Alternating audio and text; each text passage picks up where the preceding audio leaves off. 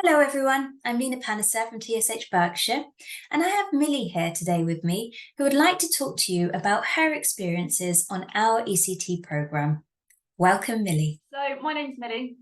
I'm the head of PSHE and business teacher and year 11 form tutor in a single sex all boys school here in Berkshire. It's a secondary school, and as a business teacher I normally focus on Key Stage 4 and Key Stage 5 only. So my main year groups are year 10 through to year 13.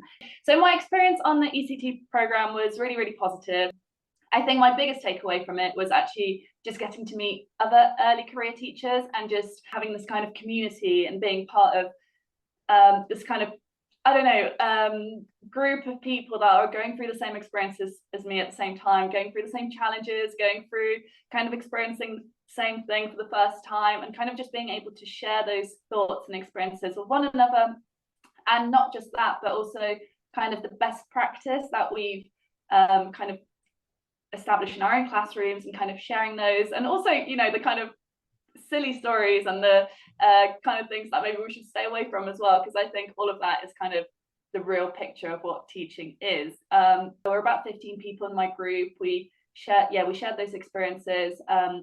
It was brilliant. We talked about kind of teaching theories, practices, pedagogy, and all of that as well, which is really good, because even though you do that on your PGCE year or your SCIT year, whatever training route you take into teaching, I think if you can kind of keep recapping that, it's really good, because actually what we learn once isn't necessarily going to stick in our minds. It's like when we teach pupils, you know, we keep reminding them of what we've done before and kind of building on that. And I think it's the same in your ECTs. You kind of take what you learn on your training year and then kind of progress on it, and it's like a building block over time. So that's all really positive. And talking of training, I did my training at Worcester University. So I did the university-led PGCE route, and then I came to Berkshire for my first job, and I'm still in the same school since my training finished. So I'm really happy here. It's brilliant.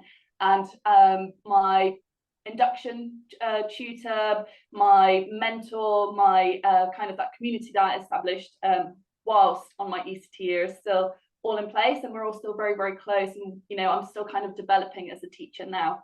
The one thing that I would advise when you go into your ECT year is just to be organized.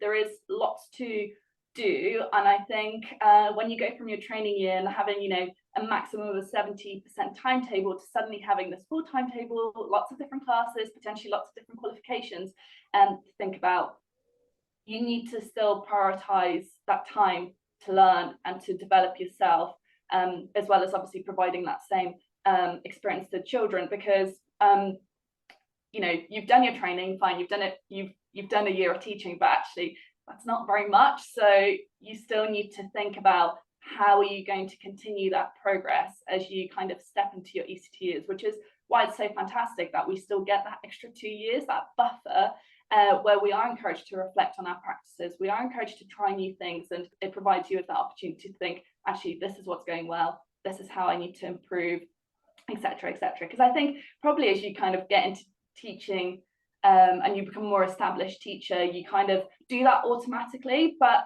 initially I think you do need that little bit of guidance. So it's nice to have that hour set aside, whether it's your first ECT year or an hour a fortnight in your second ECT year. It's really good to just be able to discuss with someone what's been going on and kind of reflect on those practices.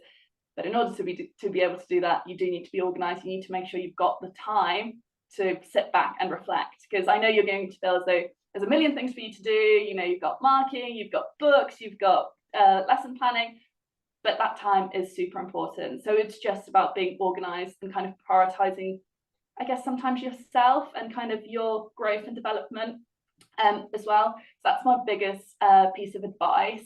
The other thing is the inquiry. I think definitely do something that is useful to you. Don't just see it as like a box ticking exercise, because actually it can be really beneficial.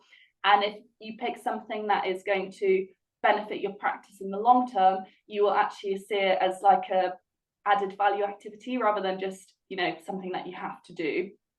So my inquiry focused on using subject-specific terminology in class in order to develop written answers, exam answers for year 10 students. So I focused on a specific year group because they enabled me to kind of think, okay, what am I doing in that classroom? I think if you keep it too broad, it becomes overwhelming because you're doing lots of different things with different students. So actually, if you can have it, if you can focus in on something specific, it means that you can pick it apart. You can actually think, okay, this is where they're at now. This is how they're progressing. This is what I'm doing to guide them through that process.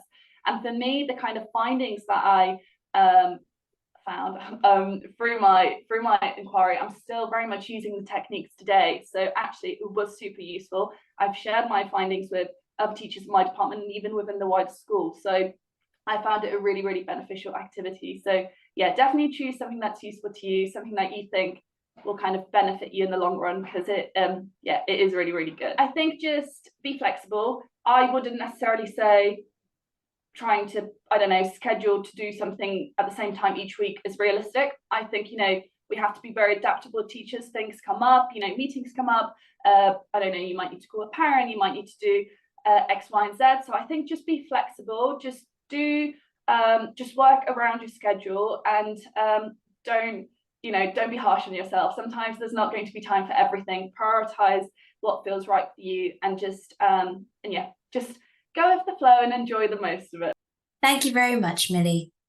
If you or anyone you know would be interested in any one of our programs, please do visit www.tshberkshire.org. Thank you very much.